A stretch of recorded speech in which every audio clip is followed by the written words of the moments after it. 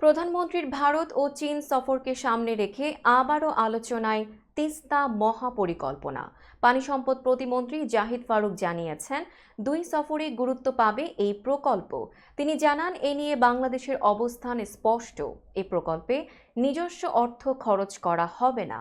ভারত বা চীন যারা জুৎসই প্রস্তাব দেবে তাদের কাছ থেকে অর্থ সহায়তা নেবে ঢাকা। তবে বিশেষজ্ঞরা বলছেন, তিস্তা মহাপরিকল্পনা নিয়ে রাজনীতি শুরু করেছে দিল্লি ও বেইজিং। তিস্তার পানি বণ্টন চুক্তি নিয়ে এখনও সমঝোতা হয়নি বাংলাদেশ ও ভারতের মধ্যে।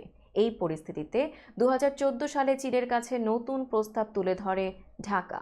2019 সালে ঢাকা বেইজিং যৌথ সমীক্ষাও শুরু হয়, কিন্তু এরপর আর এগোয়নি আলোচনা। দ্বাদশ সংসদ নির্বাচনের পর তিস্তা প্রকল্প নিয়ে নতুন করে আগ্রহ দেখায় দিল্লি।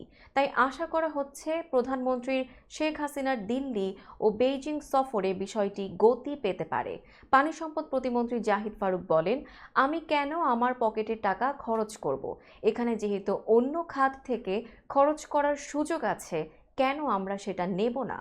যে আমাদেরকে ভালো অফার দেবে এবং যে আমাদেরকে কম সময়ের মধ্যে কাজটা শেষ করতে পারবেন, আমার দৃঢ় বিশ্বাস সরকার সেই সিদ্ধান্তটাই নেবে। এখানে অনেক কিছু বিবেচনার বিষয় আছে, যার জন্য ধীরে সুস্থে আমরা এটা নিয়ে এগোতে চাই।